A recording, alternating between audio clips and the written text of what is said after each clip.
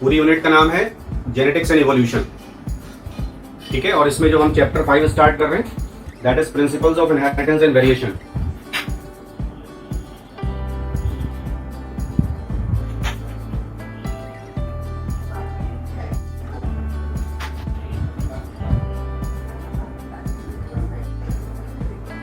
Alright, तो अब सबसे पहले मुझे आप लोग ये बताइए कि जो आपने 10th क्लास में जेनेटिक्स की डेफिनेशन पढ़ी थी वो क्या थी? How did you define genetics in class 10? Genetics is the study of what? आगे का आप बता दीजिए। Genetics is the study of what? Yes, heredity and not genes. ये कभी नहीं पढ़ा आपने 10th में, आपने कभी नहीं पढ़ा कि genetics is the study of genes. Yes, ये पढ़ा है, heredity and variation.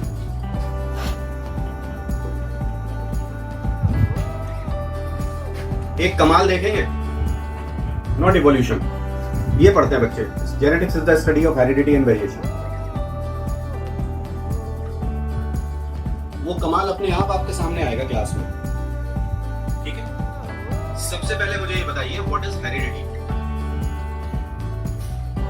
Give me the answer of this question. What is heredity? जो 10th में आपने पढ़ा, बस इतना बताइए। What is heredity? Transmission of characteristics from parents to offspring.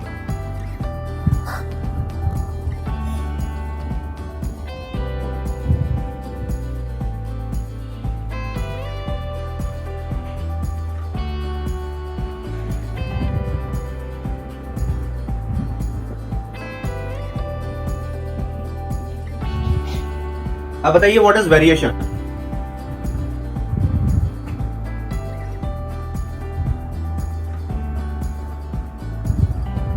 Continuity of features from parents to offspring. What is variation? Differences between the individual, change, right.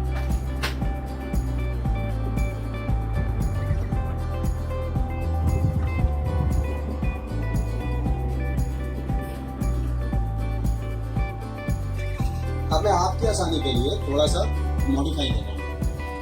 Multiplication of characters of offspring, differences between the individuals of the same species.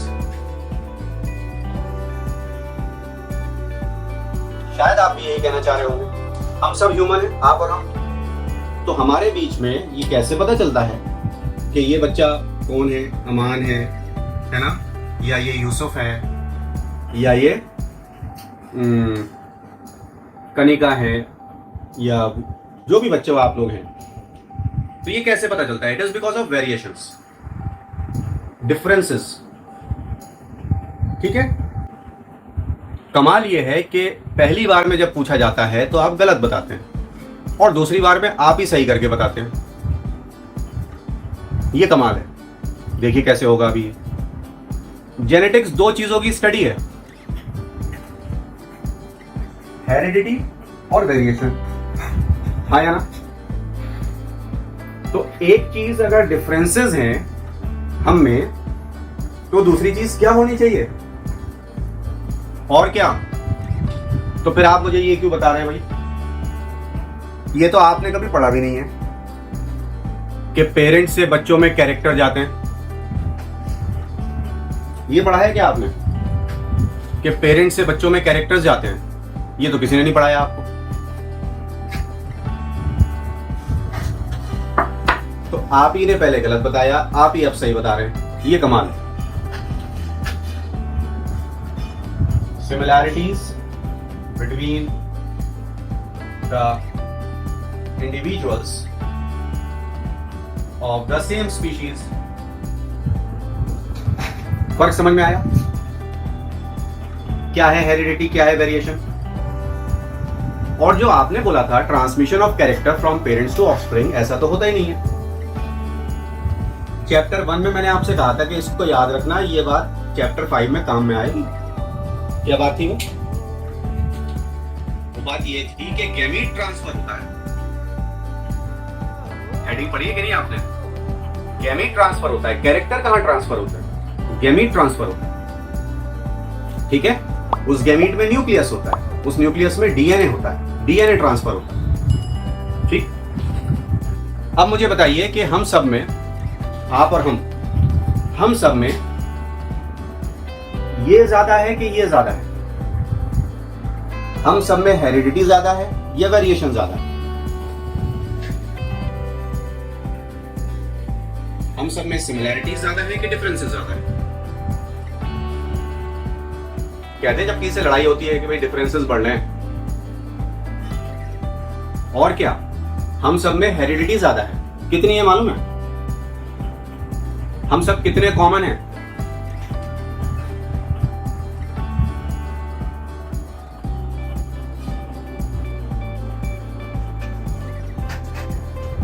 ,99.9%। हम सब लोग 99.9% same है।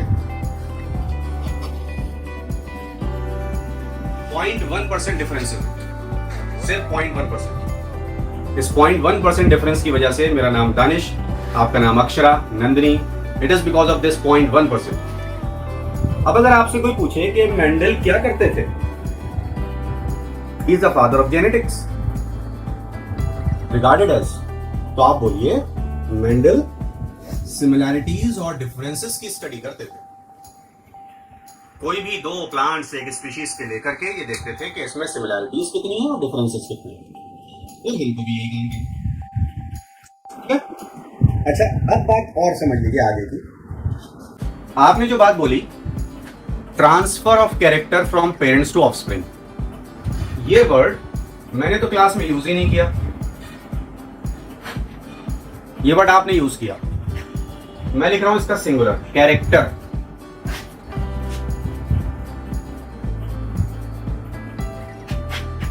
ये जो शुरू के दिन है ना जेनेटिक्स के, ये अगर ढंग से पढ़ लिए तो जेनेटिक्स आपके लिए, फिर से वही वर्ड बोलूंगा जो कल बोला था, हलवा हो जाएगी। राइट? कैरेक्टर किसे बोलते हैं? विजिबल फीचर, दिखना चाहिए, ये है इसकी खास बात। हिंदी में लिखना है आपको अपनी कॉपी में, जो दिखाई दे।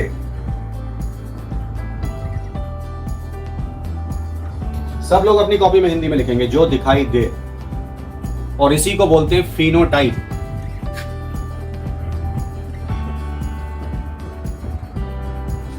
The visible feature is called the phenotype. Definition भी हो गई, ठीक है? अब ध्यान से सुनते रहिए। देखिए होता क्या है,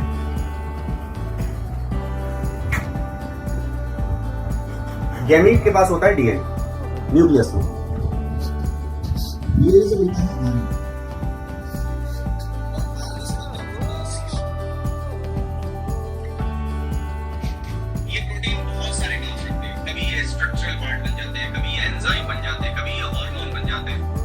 कभी ये बॉडी का पार्ट बन जाते हैं, स्ट्रक्चरल पार्ट। तो यही प्रोटीन एंजाइम बन करके काम करते हैं, also as enzyme. Proteins also work as enzyme, ठीक है? बात को समझिए। और हमारी बॉडी के जितने भी रिएक्शंस हैं वो सब एंजाइम मीडिएटेड हैं।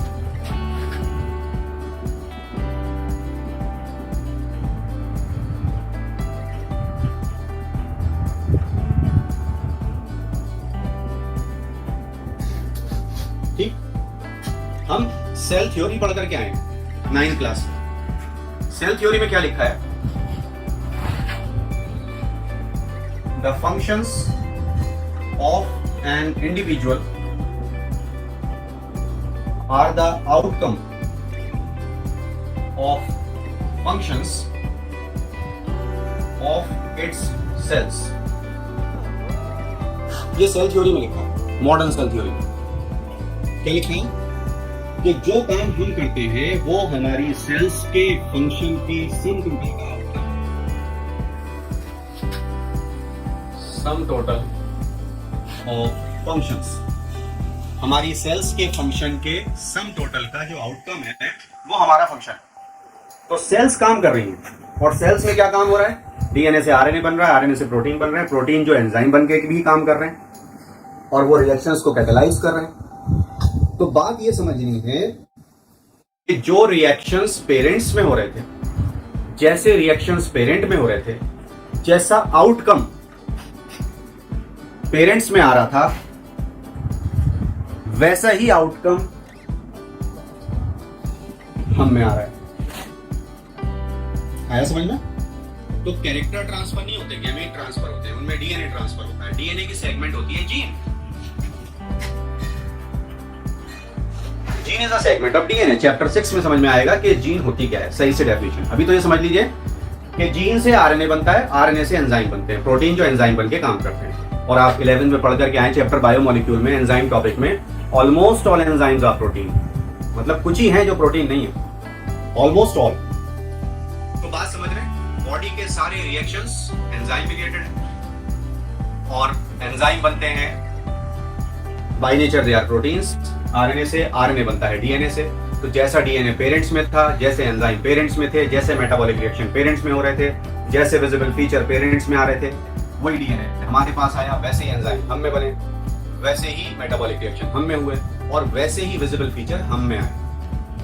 आया कुछ समझ में? तो इन अदर वर्ड्स हम क्या बोलते हैं कि दिखाई तो ये देता है, पर्दे पर ये आता है विजिबल फीचर, लेकिन पर्दे के पीछे कौन है? कौन रिस्पॉन्सिबल है कैरेक्टर के लिए? तो आप बोलते हैं gene. Gene is responsible for character. Alright, it is the gene which is responsible for character. What is the meaning of character? All right.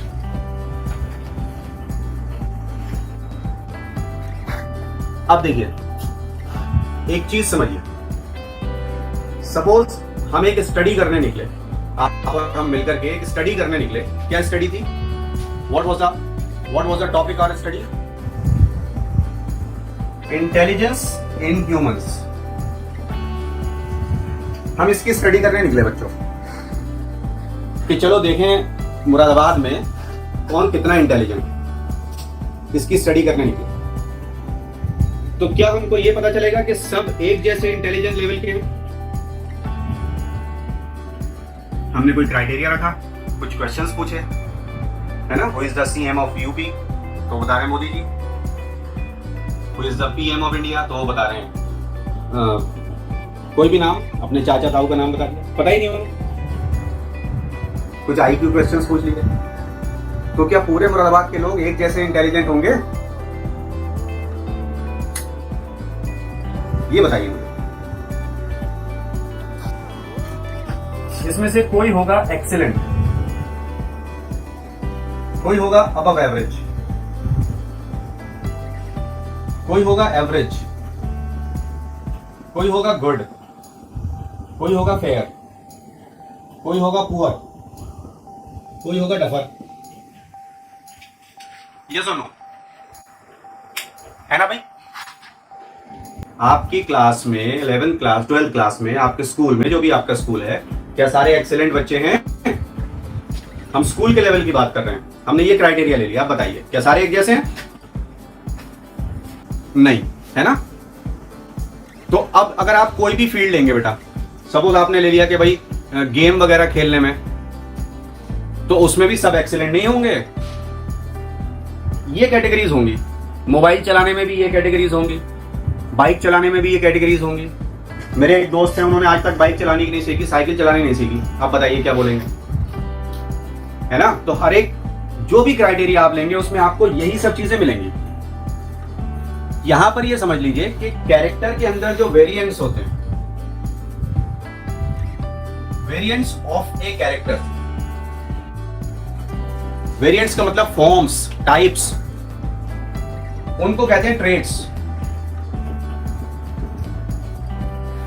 आज का दिन 4 डेफिनेशन याद करने में, आज का दिन 4 डेफिनेशन समझने में लगाना है। आज का दिन लगाना है, इसका मतलब यह है कि जिंदगी में कभी गलती नहीं करनी है। अब आप मुझे बताइए कि ये जो बोर्ड में लिखा हुआ है, ये इनमें से कैरेक्टर कौन है और ट्रेट कौन है? अगर आपको समझ में आ गया तो बताइए। Intelligence is the character. Intelligence in human बताना पड़ेगा कि किसमें। यस, ये मत बोलिए इंटेलिजेंस कैरेक्टर, ये बोलिए intelligence in human is character. ठीक है। And the given options are traits. शाबाश। ये सब क्या है? Traits of a character called intelligence in human. ये है ट्रेट्स। कैरेक्टर और ट्रेट्स में डिफरेंस समझ में आया?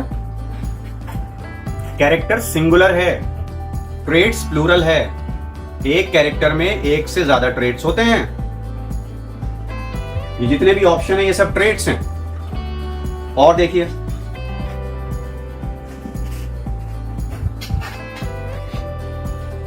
Now it is clear to all of you. अब मैं दूसरा एग्जांपल दे रहा हूं।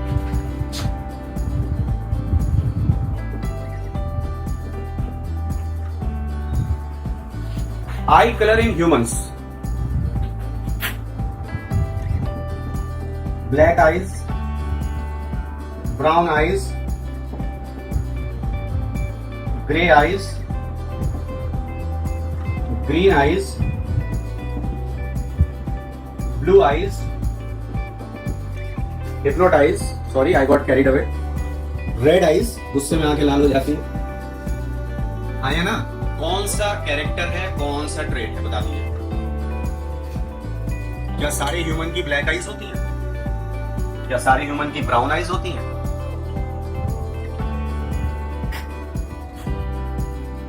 Eye colour is the character, I colour in human is the character. ठीक है। और किस कलर की आईज हैं ये ट्रेट है। 5 टाइप नहीं, हमें बहुत सारी होंगी, हमें क्या मालूम। आई कलर, शाबाश। और देखिए,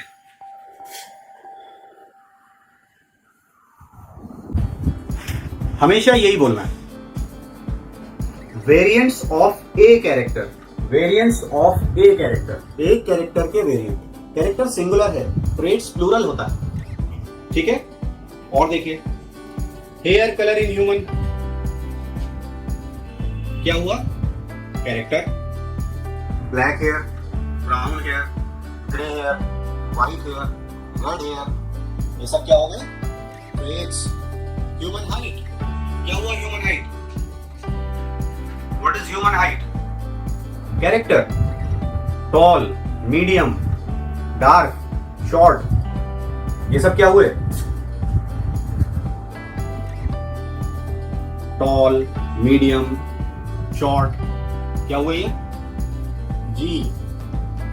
समझ में आ गया कैरेक्टर और ट्रेट का डिफरेंस सबको अच्छे से? दोनों की डेफिनेशन क्लियर हो गई? आया ना? अब वहां पे आता हूं जहां पर आप थे। राइट? वहां पर आ जाता हूं जहां पर आप थे।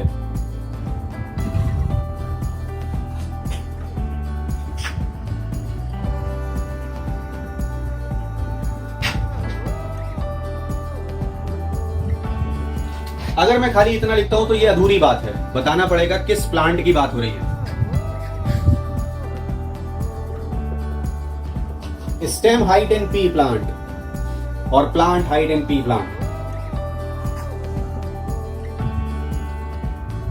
टॉल और डार्क। ठीक है। बताइए कौन क्या है? अभी आपको एक बहुत बड़ा राज खुलने वाला है आपके सामने। बहुत अच्छी चीज पता होने वाली है आपको।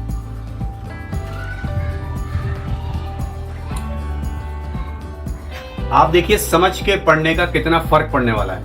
अभी मैं आपसे एक चीज पूछूंगा, कौन कैरेक्टर है, कौन ट्रेट है? Plant hide in pea plant is character. शाबाश, वेरी गुड। और ट्रेट हो गए? वेरी नाइस, शाबाश। अब देखिए बोलने का तरीका क्या होता है।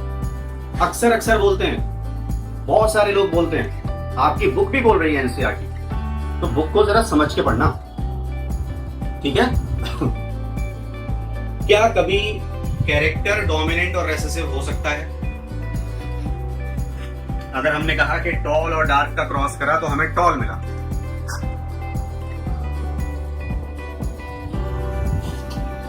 तो क्या कैरेक्टर डोमिनेंट और रेसेसिव हो सकता है? डोमिनेंट और रेसेसिव कौन होगा? कितने आसानी से बोल देते हैं, मजे से बोल देते हैं, अरे ये डोमिनेंट कैरेक्टर है, अरे ये डोमिनेंट कैरेक्टर है। सोचते नहीं बोल क्या रहे हैं, सोचते ही नहीं कि बोल क्या रहे। डोमिनेंट होगा तो ट्रेट होगा, रेसेसिव होगा तो ट्रेट होगा। जब तक हम किसी साइंस को जिसको हम पढ़ रहे हैं, किसी ब्रांच को जिसे हम पढ़ रहे हैं, उसके बेसिक्स ही हमें क्लियर नहीं होंगे तो फिर आगे चल करके तो दिक्कतें बढ़ती चली जाएंगी। चैप्टर 5 में देखिएगा कौन सा पेज सबसे डरावना लग रहा है आपको, जिसे आपको लगता है कि इसे याद करने में बहुत परेशानी आएगी, और मुझे बताइएगा, ठीक है? अभी तो देखिए मुझे कुछ नहीं मालूम, और आप देखेंगे कि वो पेज सबसे आसान होगा क्योंकि आपके बेसिक क्लियर। चैप्टर 5 के सारे पेजेस को पलट करके देखिएगा और बताइएगा कौन सा पेज पढ़ने में सबसे ज्यादा दिक्कत आएगी याद करने में, और फिर आप देखना वो कितना आसान हो जाएगा समझ के पढ़ने के बाद। अब मेरे सवाल के लिए तैयार हो जाइए, अभी मुझे नहीं पता कौन सा पेज है। So you people are ready for my question? चलिए ध्यान से सुनिए।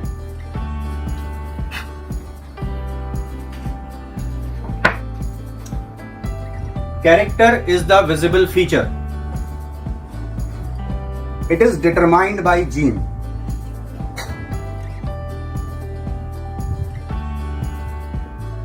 Gene determines the character. ठीक है, फिर से बोल रहा हूं, character is the visible feature. It is determined by gene. Traits are variants of a character. Who will determine the traits? फिर से बोलूं, character is the visible feature. It is determined by the gene. Traits are the variants of a character. Who will determine the traits? Variants.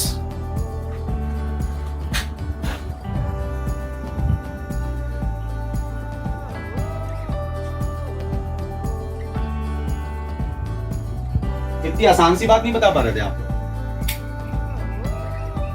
जब character को gene determine कर रही है और character के वेरिएंट ट्रेट हैं, तो जीन के वेरिएंट ही तो डिटरमाइन करेंगे ट्रेट को, है ना? तो जीन का नाम, जीन के variants, variants of A gene, ये कहलाते हैं एलील्स। जीन के वेरिएंट्स कहलाते हैं एलील्स। और जीन हमें दिखती नहीं है, इसी को बोलते हैं जीनोटाइप। जीन और उसके सारे एलील्स।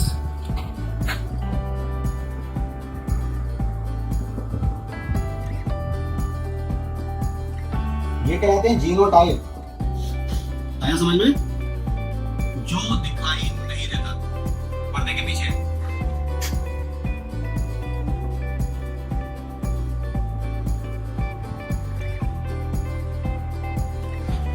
लिख लेना अपनी कॉपी में हिंदी में, ये पर्दे के पीछे दिखता नहीं है, दिखता है कैरेक्टर, फिनोटाइप दिखता है। Phenotype is determined bye genotype.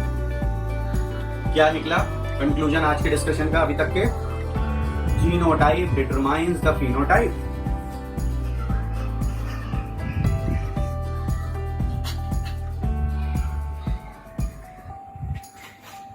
जब आप कुछ बन जाते हैं, बड़े आदमी बन जाते हैं, तो आप माइक पे खड़े होकर के क्या बोलते हैं?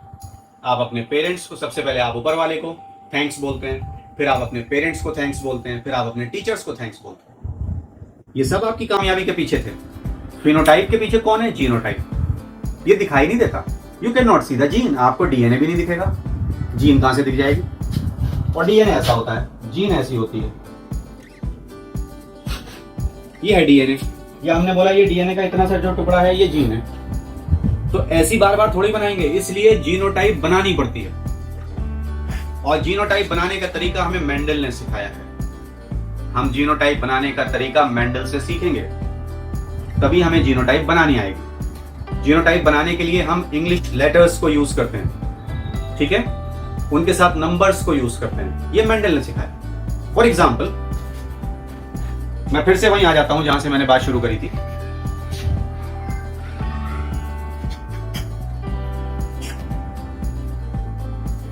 इंटेलिजेंस इन ह्यूमन,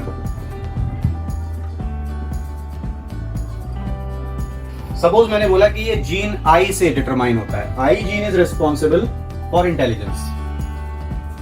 जीन का नाम हमेशा ना लैटिन में लिखा जाता है, तो अगर हाथ से लिखेंगे तो अंडरलाइन करेंगे और प्रिंट करेंगे तो इटैलिक्स में। तो intelligence in human is determined by gene I, ठीक। Excellent, above average, average, good, fair, poor, duffer, ये सब कौन होगा? ट्रेड्स। ये कैरेक्टर, ये ट्रेड्स। तो अगर इस कैरेक्टर के लिए है जीन आई, तो इनके लिए क्या हो जाएगा? हमें बनाना पड़ेगा।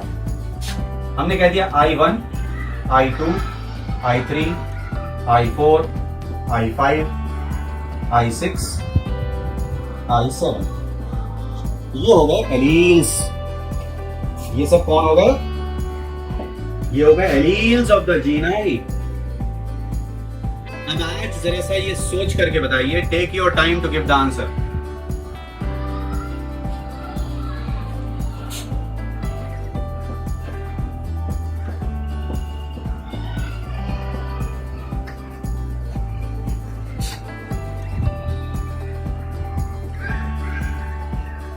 क्या कभी जीन डोमिनेंट और रेसेसिव हो सकती है? बड़े मजे से कहते हैं डोमिनेंट जीन, कहते जीन भी डोमिनेंट और रेसेसिव। डोमिनेंट और रेसेसिव कौन होगा? एलील्स होते हैं डोमिनेंट और रेसेसिव। बात समझ में आ रही है सारे बच्चों को? अब देखिए, आपके सामने मैं कुछ ऐसा लिखने जा रहा हूं जो आप जानते हैं, बस मेरे सवालों के जवाब देते जाइएगा। Ready for that? आज बच्चों ये चार चीजें आपको सीखनी है।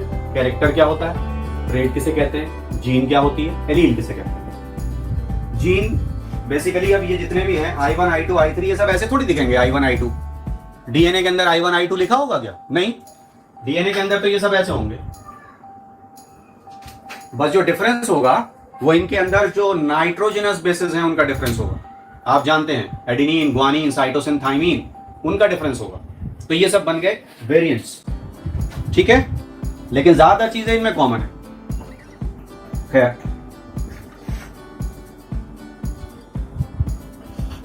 तो ये जीनोटाइप ऐसे नहीं बनाते हैं जैसे मैंने आपको दिखाया है। ये तो मैंने आपको बताया कि देखो ऐसे कर लेते हैं, हम उस हिसाब से बनाएंगे जैसे मेंडल ने हमको सिखाया, ठीक है। Stem height in pea plant, ये क्या है? What is this? कैरेक्टर है। और क्या है? ये कैरेक्टर भी है, और क्या है? What else it is? और क्या है?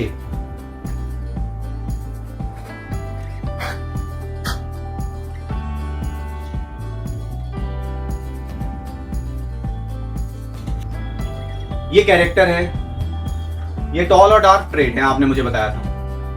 ये सब क्या है पूरा? ये सब पूरा क्या है? ये दिखाई दे रहा है, ये फिनोटाइप है। इतना बड़ा बड़ा हिंदी में इसीलिए लिखवाया था, ये सब फिनोटाइप है। अब मैंने आपसे कहा कि stem height in pea plant को टी जीन डिटरमाइन करती है। कौन सी जीन? टी। अब टी के variants capital T, small T, small T. ये क्या हो गए? कैपिटल टी, स्मॉल टी क्या हो गए? ये एलील्स हैं, ये एलील्स हैं, और इसको सबको मिलाकर के बोलते हैं जीनोटाइप। कैरेक्टर क्या है, ट्रेट क्या है, फिनोटाइप क्या है? जो दिखाई दे। ट्रेट कैरेक्टर के फॉर्म्स हैं, वेरिएंट्स। जो दिखाई ना दे वो जीनोटाइप है, जो पर्दे के पीछे है, जो डिटरमाइन कर रही है वो जीन है और उसकी फॉर्म। अब मुझे बहुत ध्यान से ये बात सबको क्लियर हो गई कि नहीं, पहले तो ये बताइए, किसी को डाउट तो नहीं है? कैरेक्टर, ट्रेट, जीन और एलील में ये चार चीजें सीखनी है आज। कभी भी कैरेक्टर या जीन डोमिनेंट और रेसेसिव नहीं होते, ट्रेट डोमिनेंट और रेसेसिव होते हैं, एलील डोमिनेंट और रेसेसिव होते हैं। अब आप मुझे ये बताइए, एक्चुअल एग्जिस्टेंस किसकी होगी, कैरेक्टर की कि ट्रेट की? असल में कौन एग्जिस्ट करेगा, कैरेक्टर या trait? It is the trait which will exist. Existence trait की है, ट्रेट ही होते हैं, उनके लिए कॉमन वर्ड जो देते हैं वो कैरेक्टर है। आपको पता है ना ये कैपिटल टी 2 बार क्यों लिखा, स्मॉल टी 2 बार क्यों लिखा? Because most of the living organisms are diploid, 2n होते हैं। अगर ये 3n होते हैं तो हम 3 बार लिखते हैं, अगर 4n होते तो 4 बार लिखते हैं, 5n होते तो 5 बार लिखते हैं। तो ये 2 बार इसलिए लिखते हैं because most of the living organisms are diploid, diploid है। Is it clear? So will continue in the next class. ठीक है, आज सिर्फ ये 4 चीजें रिवाइज करिए, इस क्लास को बार बार देखिए। See you in the next class.